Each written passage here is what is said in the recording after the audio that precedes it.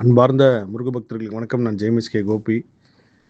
இந்த குரல் பதிவு எது சம்மந்தமானதுன்னா, முருகர் அழைக்க நிகழ்ச்சி இன்னைக்கு தான் மலேசியாவில் நடத்துறதுக்கு அனுமதி கிடைச்சிருக்கு. மலேசியா அரசுக்கிட்ட இருந்து கிட்டத்தட்ட ஒரு 10 நாளாகவே ஒரு பெரிய நடக்குமா நடக்காதா, தேதி தள்ளி போகுமா, ஜூலை மாதம் பண்ண முடியுமா அப்படின்ற ஒரு பெரும் சவால்கள் இருந்துச்சு. இன்னைக்கு தான் ஒரு முருகர் அடியார் மூலயமா எல்லா விஷயமுமே நடந்துக்கிட்டு இருக்கு. நம்ம மோகன் ஐயாவும் கிட்டத்தட்ட பல வேலைகள் அங்கே முயற்சி பண்ணி இன்னைக்கு தான் அதுக்குண்டான அனுமதி கிடச்சி ஜூலை 28ஆம் தேதி நடத்துறதுக்கு உண்டான எல்லா விஷயம் முன்னேற்பாடாகிட்டு இருக்கு. அதில் இந்த முருகர் அடியார் இந்த பதிவு அமைச்சிருந்தார். அடுத்த வருஷம் முருகர் ஐக்கிய நிகழ்ச்சி கோயம்புத்தூரில் நடத்தணும் தான் உத்தரவு கிடச்சிருக்கு. அதே போல் என்னோட முருகர் ஆராய்ச்சியில் நான் அடுத்தது வரக்கூடிய கோவிலும் கோயம்புத்தூரில் தான் இருக்குது.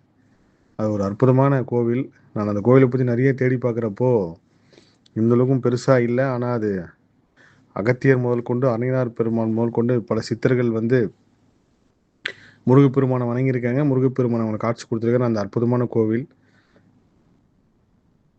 ஒரு முக்கியமான விஷயம் சொல்ல வருது என்னன்னா, நான் எந்த நிகழ்ச்சியுமே நான் நடத்துறதோ இல்லை நான் திட்டமிட்டு அமைக்கிறதோ கிடையாது. இறைவனும் இயற்கையும் அனுமதிக்கிறத பொறுத்து தான் நடக்குதுன்றதான் ஒரு பெரிய உண்மை. அரையனாரோட முதல் சிலை எல்லாருமே குரு பூஜை அன்னைக்கு கொடுக்கலான்னு கேட்குறப்போ உத்தரவு கிடைக்கல. ஆனால் கண்டிப்பாக முருகப்பெருமான் ஒரு காரணம் வச்சுருப்பாரு. நான் இப்போ திருநெல்வேலியில் இருக்கேன். சென்னை திரும்பியதுக்கப்புறம் அரையனாரோட பெருமானோட சிலை செங்கல்பட்டு இருக்குன்றம் கோவிலுக்கு சமர்ப்பிக்க போகிறோம். இந்த மாதிரி நம்ம வாழ்க்கையில் இன்னைக்கு கூட என்னோட குருநாதர் பேசுகிறப்போ ஒன்று சொன்னார். இயற்கை கொடுக்கறத அப்படியே அக்செப்ட் பண்ணிக்கிறது மட்டும்தான் நம்மளோட துன்பத்தில் இருந்து தப்பிக்கிறதுக்குண்டான பெரிய வழியே. என்னோட கர்ம ஆராய்ச்சியில் நான் ஏன் ரூபா நோட்டில் மட்டும் காந்தி படம் இருக்கு, வேற எந்த தலைவர் படமும் இல்லையே அப்படின்னு ஒரு விஷயத்தை தேடி போகிறப்போ அது நம்மளோட தமிழ்நாட்டோட பெரிய சித்தரோட தொடர்பு ஏற்படுது. அதுக்கப்புறம் விஜயகாந்த் அவரோட ஒரு விஷயம் தேடி போய் அதில் ஒரு பெரிய ஆச்சரியம் பாருங்கள். நான் இயற்கை எப்போ நீங்கள் சமநிலைக்கு மாறினா அப்போ இயற்கை நீங்கள் கேட்குறதெல்லாம் கொடுக்கும், நினைக்கிறதெல்லாம் நடத்துன்றது பல தடவை நேர்காணலில் சொல்லியிருக்கேன். நான் அது சம்மந்தமாக அப்படியே போய் பார்க்குறப்போ ரமணான்னு ஒரு படம் பார்க்குறேன்.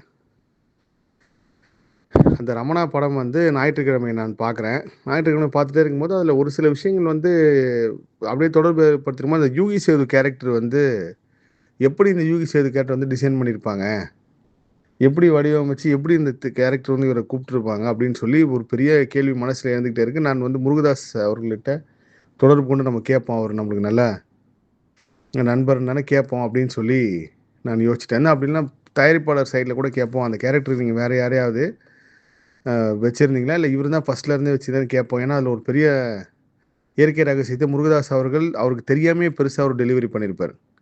முருகதாஸ் அவர்கள் எடுத்த முக்கியமான படங்கள் எல்லாமே இயற்கையோட ரகசியத்தை வெளிப்படுத்துகிற மாதிரி இருக்கும். அது 7ஆம் அறிவு உட்பட நிறைய விஷயங்கள். இப்போ அது சம்மந்தமாக போயிருக்கும்போது அப்படியே நினச்சி விட்டேன். அதுக்கப்புறம் படம் பார்த்து முடிச்சுட்டேன். கரெக்டாக அடுத்த நாள் திங்கட்கிழமை பௌர்ணமி தியானம் முடிச்சுட்டு உட்லண்ட்ஸ் ஹோட்டலில் நான் சாப்பிட வரப்போ கரெக்டாக ஹோட்டல் வாசலில் யூகி சேது நிற்கிறார். எனக்கு பெரிய ஷாக். அவரை பார்த்துட்டு நான் ஐயா இந்த மாதிரி தான் நேற்று தான் நான் உங்களை நினச்சேன், ஆனால் இயற்கை உங்களை கண் முன்னாடியே காட்டிடுச்சு, இந்த கேள்வி உங்கள்கிட்ட கேட்கணும்னு சொல்லி கேட்டுட்டு இருக்கும்போதே அவங்க ஃபேமிலி வந்தாங்க. அப்புறம் அவங்க என்ன தெரியும், முருகர் நான் ஃபாலோ பண்ணுறேன்னா உங்கள் வீடியோ நிறைய பார்த்துருங்க சார்ன்னு சொல்லி அறிமுகமாக வராங்க, பேசுகிறாங்க. அப்போ நான் அவங்ககிட்ட சொன்னேன், நேற்று படம் பார்த்துட்டு இவரை சந்தித்து இந்த விஷயத்தை எப்படி வச்சிங்க, என்னோடய கர்ம ஆராய்ச்சிக்கு அது மிகப்பெரிய அளவுக்கு உபயோகமாக இருக்கும் அப்படின்னு சொல்லி கேட்குறப்போ அவர் சொன்னார். சொல்லி முடிச்சுட்டு ஆரம்பத்தில் அந்த கேரக்டருக்கு என்ன தான் தேர்வு செஞ்சுருந்தாங்க, அதுக்கு ரீப்ளேஸ்மெண்ட்டை யாருமே போடலைன்ட்டு. இல்லை நான் தயாரிப்பாளரையும் சந்தித்து கேட்கணும் அப்படின்ட்டு இருக்கும்போது கரெக்டாக தோப்பராக இருப்பாங்க ப்ரொடியூசர் அப்படின்னு சொல்லி ஆஸ்கார் ரவிச்சந்திரன் சாரை காட்டார். ஆஸ்கார் ரவிச்சந்திரன் சார் எனக்கு ரொம்ப நாளாக தெரியும். அதுக்கப்புறம் அவர்கிட்டையும் இந்த விஷயத்த சொல்லிவிட்டு பதிவு பண்ணிட்டு வந்தேன். எதுக்காக இந்த சம்பவம் சொல்லனா, இயற்கை நம்ம நினைக்கிறதுல மிகப்பெரிய அற்புதமானது, அதிசயமானது. நீங்கள் துன்பமாக இருந்தாலும் சரி, இன்பமாக இருந்தாலும் சரி, ஆசிரியஸாக அக்செப்ட் பண்ணிக்கங்க. எதையுமே மாற்ற முயற்சிக்காதீங்க. நீங்கள் எவ்வளோக்கெவ்வளோ அன்பு கருணையாக மாறுறீங்களோ அவ்வளோக்கெவ்வளோ இயற்கை உங்களுக்கு வர எல்லா துன்பத்தையுமே மாற்றும். இதுதான் உண்மை. முக்கியமாக முருக பக்தியில் பொறாமை மட்டும் உங்களுக்கு வராமல் பார்த்துங்க. எந்த சூழ்நிலையுமே பொறாமப்படாதீங்க, ஏங்காதீங்க. நீங்கள் எதை ஏங்குறீங்களோ அது இயற்கை உங்களுக்கு கொடுக்காது. நீங்கள் எந்த உணவை ரொம்ப அதிகமாக விரும்புகிறீங்களோ அந்த உணவு மூலயமா தான் இறுதி காலத்தில் உங்களுக்கு மரணம் வரும். இதுதான் இயற்கையோட பெரிய ரகசியம். சுகர் சாப்பிடவே கூடாது டாக்டர் சொன்னார்னா, கடைசியில் நீங்களோட சாவறதுக்கு முன்னாடி காலம் வரைக்கும் அந்த சுகரை விரும்பி விரும்பி சாப்பிட்டு உங்கள் மரணத்தை நீங்கள் தேர்ந்தெடுத்துருப்பீங்க. அந்த மாதிரி தான் எல்லாமே. ஸோ நீங்கள் எதை ஏங்குறீங்களோ அது உங்களை விட்டு போகும்.